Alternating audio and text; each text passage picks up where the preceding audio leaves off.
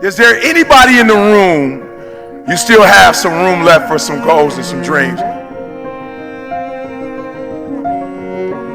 All right, so here's what I want you to do for me. I want you to write that down for me. All right, I want you to write that down for me. All right, now remember, the goal is execute, execute, execute. All right, so here's the challenge that I have. So there are two groups of people walking the earth.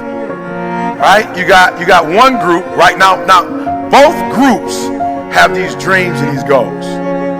Both groups, from the time that they were young, saw things on television, read things in books. They physically saw people doing things, and it was like, yo, I want to do that. Like, I want that. I remember being a kid, and I used to watch the Brady Bunch, and I used to be like, yo, I want a family like that. I remember watching it. See, my mom had me. She got pregnant at 17 with me.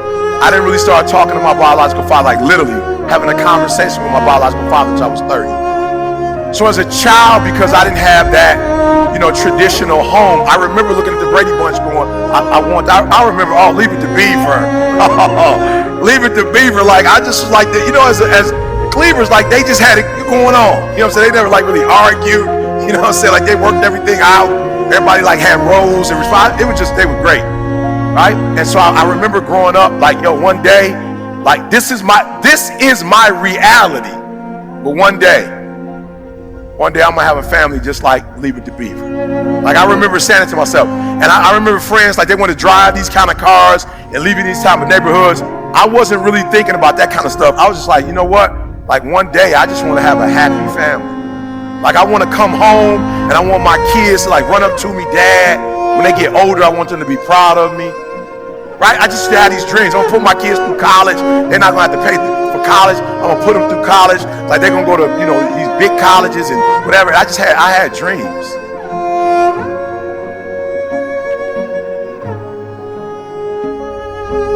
Right? I had dreams. And so what I want you to do for me is, I want you to, and I know a lot of you are adults and you're adulting, and sometimes you don't have time for dreams and goals and stuff. Right? But I want you to do me a favor. Like, don't let life do you like that. Like, don't let life put you in a circumstance or a situation where you stop dreaming. Like, don't let life put you in a situation where you are helping somebody else make their dreams become a reality. You forgot you have your own. Like, don't do that. Don't get so caught up giving some job 30, 40, 50, 60 hours of your day that you don't have any time left for yourself. And so what we're going to do right now, we're going to get back to the basics. Right? We're going to get back to, and I wake up every day and people say, yo, E, what's the thing? I know you say execution, but like, what's that thing? And it's like, to be fruitful, to multiply, to have dominion. Like, no. When I wake up every day, like, I claim that the first commandment was I was commissioned to be fruitful, to multiply, and to have dominion. Like, that's what I was commissioned to do. Like, that's the command. And so I want you to write down those dreams and goals that you still have that you have not accomplished. I want you to write them down.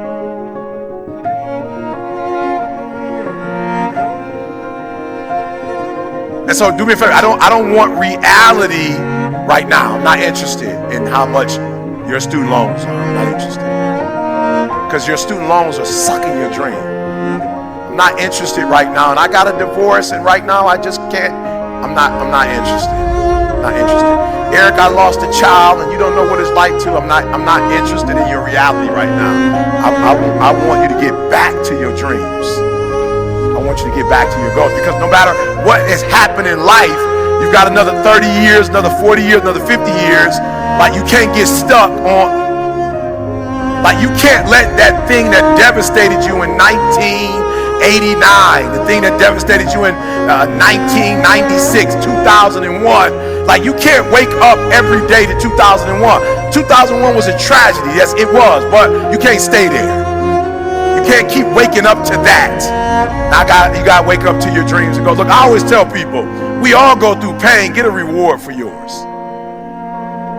We all go through pain. We all go through pain. We all go through something. We all go through our go-through. I wouldn't have time to tell you about all the trauma that I went through in my life. But I just figured, since I went through so much trauma, I might as well use the trauma to make all my dreams become a reality.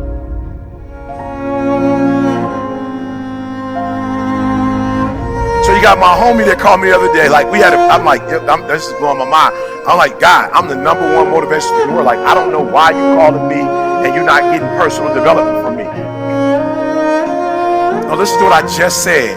This is my best friend in the whole wide world. Listen to me, very close. Like, this is the dude I trust with my wife and my kid. Like, this is the person that my dreams, like, he helped me with my dreams. I said, why are we on the phone talking about deficits right now?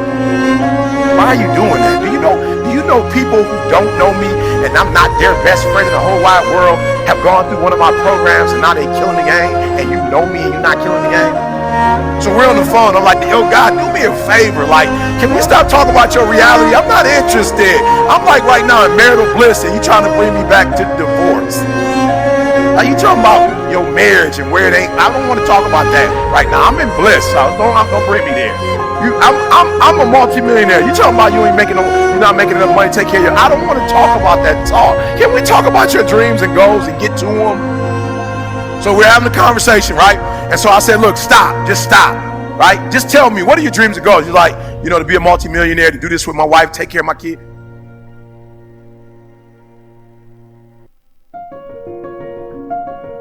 Look, I want you to look at your goals, and I want you to ask yourself this question. Do you know what it takes to make that happen? Like, do you, like literally, like, because this is what all it's going to take. 3 things, it's all it's going to take. Do you know what it takes? Look, the only thing it takes to go from where I went to, a homeless, high school dropout, sleeping in abandoned buildings, eating out of trash cans, I went from being a high school dropout, getting a GED, to having a PhD. Listen to me, the only thing it takes is knowing what it takes. So one day I woke up and was like, okay, E, stop talking about what you don't have. You need to know what you don't know so you can get to where you're trying to get to. Listen to me, guys, I'm real simple. The first thing I'm going to ask you, do you know what it takes? That's it.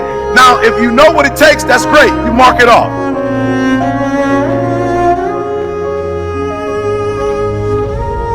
And I remember before being in that room with Warren Buffett, I never even thought about making that kind of money. I never thought about making money, but I was sitting in the room with Warren Buffett.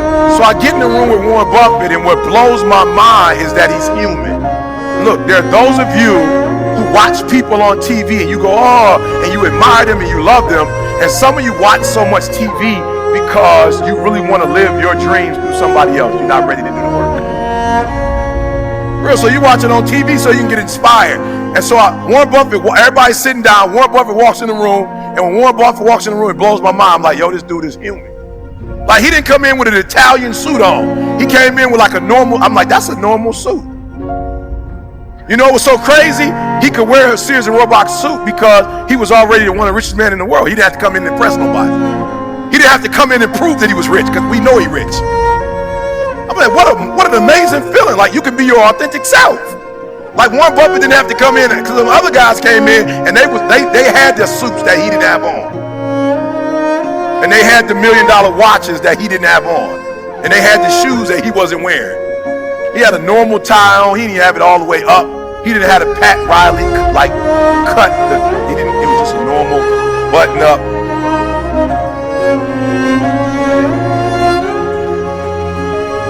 And he came in the room and he's not GQ, so he wasn't trying to act like he came in to give financial advice. And I sat there listening to this man talk, and I was like, whoa, my mom worked for Ford. She later got married. The person that became my father worked at GM. My whole life, I never heard that conversation before. I had only heard the working class language.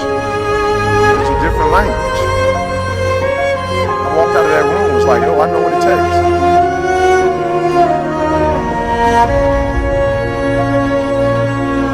So being successful is not who you are, it's what you know.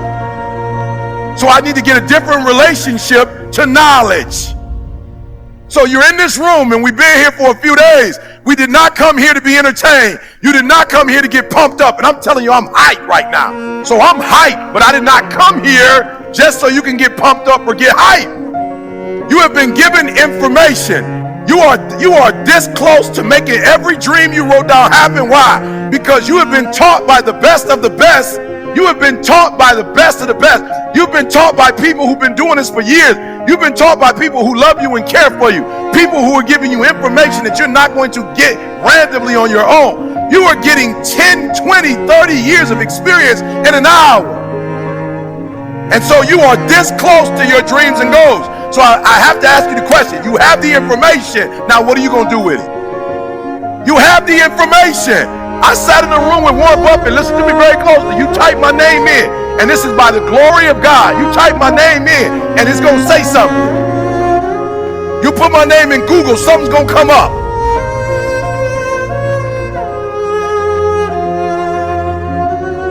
I come from working class parents, but when I left that room with Warren Buffett, I became a multimillionaire, and I never had to talk to Warren Buffett ever again.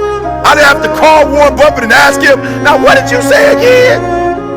I took the information that I was given and I murdered it. What do you have today that you've never had before, and what are you going to do with it? You have enough information right now that if you never got any more information, you have enough to make everything you wrote down become right. Here's the challenge though. The challenge is not what you know. It is not what you've learned today. The challenge is what you knew before today. I'm going to say it slower because it's the simplest thing I'm ever going to say. What you already know is why you are where you are.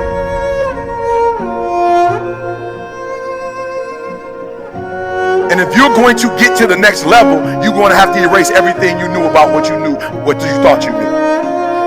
I'm going to say it again because I see some people like, whoa, Eric, I'm trying to catch that.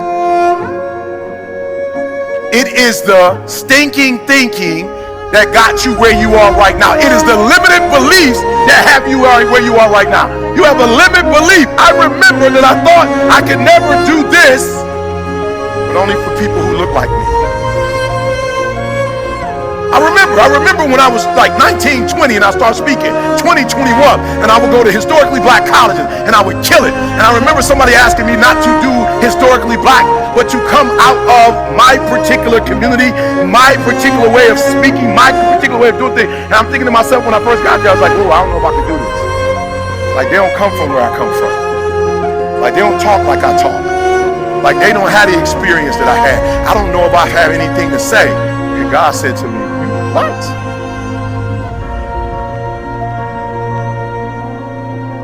I'll never forget talking to Les Brown and Bob Proctor. Les Brown was like, yo, you're the #1 motivational speaker in the world. I wasn't even a number at that time. He said, you're the #1 motivational speaker in the world. And I remember, I'm not going to say it out loud, but I remember how the conversation started. I actually named somebody that I thought was #1. And he said, how dare you say their name out loud and say they're #1. You're the #1 motivational speaker in the world. And you better not ever say they're #1. You're #1. And I said, hold up, what? But I just started speaking. He says, no one on the planet is giving free information away like you giving free information away. Nobody in the planet loves people the way. There's no other motivational speaker going to prisons. There's no other motivational speaker talking to 12 kids in a detention center. There's no other motivational speaker going to schools and shaking kids' hands on their way to school and not getting paid a dime for it. Meeting them at 6:30 saying, good morning. He said, you are the #1 motivational speaker in the world because nobody cares about humans like you care. He said, you ain't even charging. Well, you know how much money you should be charging? Bob Proctor said, how much you charge? I was like, about 5, 10 grand. He was like, what? Bob Proctor said, what? I was like, 5, 10 grand. It was right here in Phoenix when you spoke to him. He said, don't you ever do that again. No less than 20,000. I went back and told my secretary, like, look, man, I talked to Bob. He said, no less than. I had to fire her from that position and give her another position because she couldn't say 20,000 when people called. I'm being real. She couldn't say it. When she said it, she didn't say it like she believed it. And so people would be like, nope, bring it all the way down. And then CJ was like, let me say it because I've been with him. I see him at the schools. I see him at the prisons. I see him at Michigan State doing program for kids every week when they don't even want him doing it. Let me tell him, 20,000. And if you don't, CJ would say 20,000. If you call me tomorrow, it's going to be 25.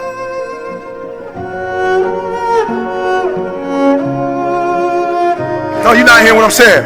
And so I remember I got a couple 20s, went back, told Bob Proctor, was like, Bob Proctor, he was like, how you doing, Eric? I'm like, great. How is it going with the fine? I was like, man, it's great. I'm doing 20 now. He was like, I said, you told me 20. He said, I never told you 20. I said, no, less than 20. But your limited beliefs heard. Your limited beliefs heard you say. I didn't say that. That's what your past told you. That's what you getting a GED told you. Your biological father not being in your life told you, because you don't value yourself. You think it's tough. I'm telling you, son, there are people in this earth that value you more than you value yourself. They look to you in a way that you don't look to yourself. You will not get what you're supposed to get until you value yourself and you kill all your limited beliefs. So I need you to do me a favor. Just write it down, because you don't have enough paper. But write down your limited beliefs, and when you get home, I need you to address them. He said, Eric, I used to be like, God, I don't know if I could do corporate. He said, son, not only can you do it, you must do it. You're going to bring something that nobody else is bringing. And I was like, what do I bring that nobody else is bringing? He said, that message that you think isn't important is so important. And guess what message I was bringing in corporate? I was bringing, so you're a 7-figure earner, but you're not a 7-figure dad. God was like, do you know how important this message is? Just because you're not talking money like they talking money, this has nothing to do with it. You just told my man that he needs to be a 7-figure spouse. He's not a 7-figure spouse. He's one-dimensional. He knows how to make money, but the rest of his life sucks. Challenge him to get the triple-double life. Challenge them to get the triple. Yes, you've invested in stocks and bonds, but you ain't invested into your wife. You've invested into the stock market, but not your kids. And your son is in a gang because the gangs is beating you. Oh, you're killing it at the company, but when you come home, you're not killing it with your child. That's why your daughter was somebody she shouldn't be with. That's why your daughter wants to commit suicide, because her daddy ain't giving her the attention that she needs. So do me a favor. I just want you to give your company this. Don't stop giving your company that attention. But I challenge you to give your wife the same energy that you're giving your company.